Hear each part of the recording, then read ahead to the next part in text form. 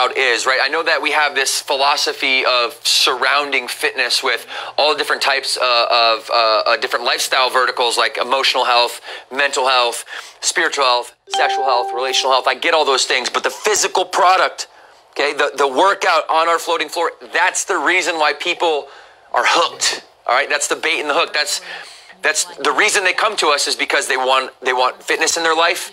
They want to be healthy. They want to be happy.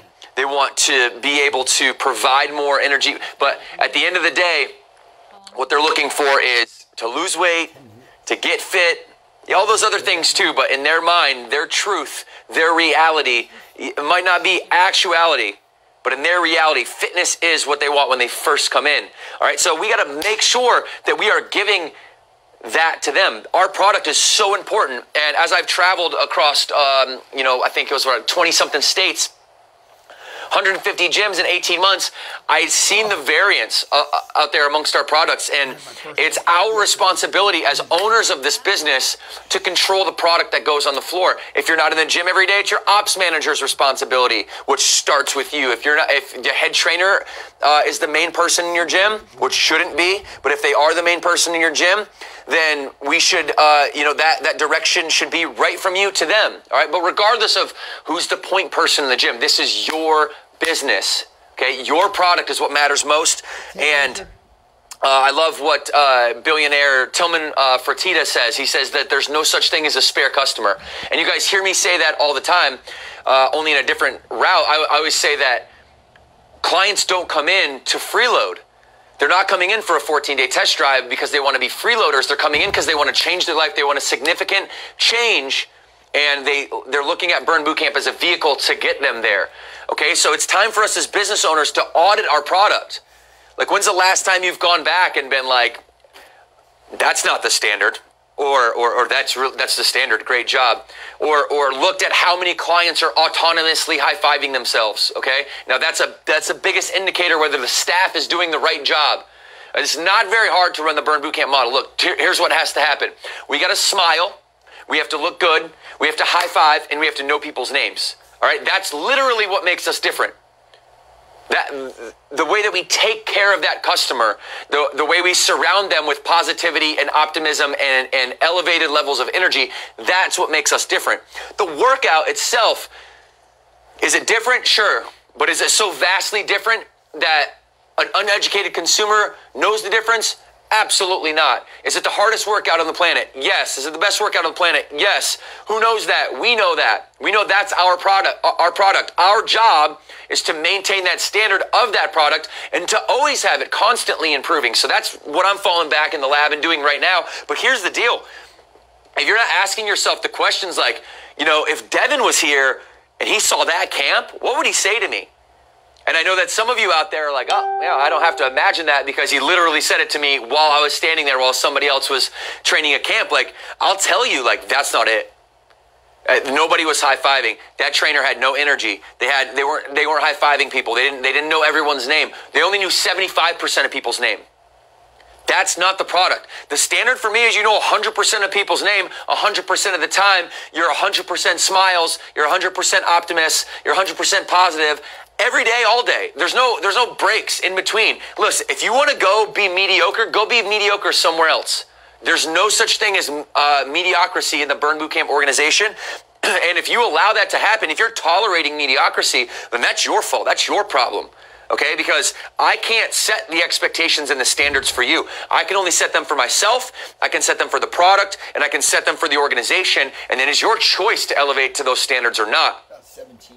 Those who do will succeed greatly. Those who don't may succeed greatly, but it won't be here. I promise you that, because that is what makes us tick. That's what makes us go around. So it is my mission this year, after I did my own audit and my own inventory of the product on the floor, to go and back and tweak those things. Fall back, slow down travel for a little while, and then go back to the lab with the fitness team, with the fitness committee, all right, and get tentacles into the organization, roll out a regional training program that master trainers can be a part of, and a master trainer is somebody who helps us in a big way in your region. It might very well be your trainer. Comment below if you'd like to have that happen. But I'm going to put these guys through the ringer. They're going to be so well conditioned and so well informed and well educated that it is impossible, all right, you will freaking suffocate in this organization if you don't put on a good product. If you're not putting on the standard product, our standard, you will suffocate because we will look at you. You will stick out like a sore thumb, like a green cap with an orange bill. And we're going to say, listen, that's an Eminem reference, by the way. We're going to say, listen, I feel your energy from your gym. Like, we feel it. We hear about it. Listen, clients, they are constantly DMing and they're constantly emailing in. That's the beauty of being able to be a face of a brand. Our clients feel so connected to me. So whether you like it or not, what we have now is a dynamic where I'm super connected to all of our clients. I'm relaying the standards to all of our clients. Our clients are now expecting the standard at the gym, right? Which forces you to be there, which is a good thing for you. I would hope you would think it's a good thing. You have some accountability from your membership to execute the product. And if the trainer isn't doing it, they got to go.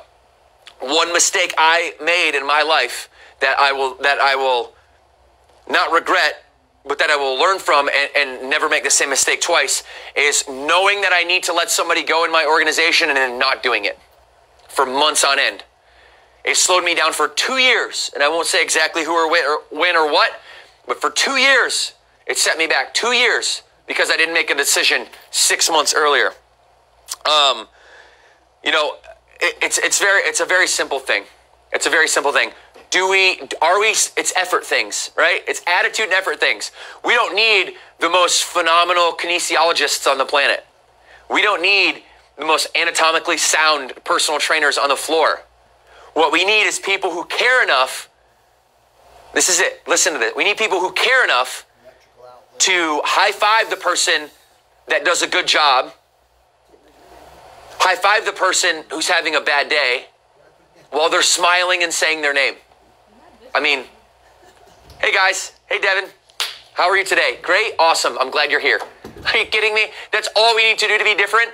The industry is so poor.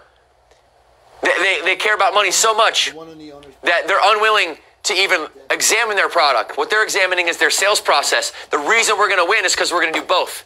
And we're going to do both simultaneously because we have the standard that anything in our business that can be fixed will be fixed. That can be innovated will be innovated. All right? That is an obstacle we will get over. That's the mindset. And we're doing it all from the lens, how do we make our clients healthy and happy? Okay? So I know I'm ranting, but these two things, guys, high fives and names, I am going to pound you in the head with these over and over and over and over and over and over and over and over and over until you get them.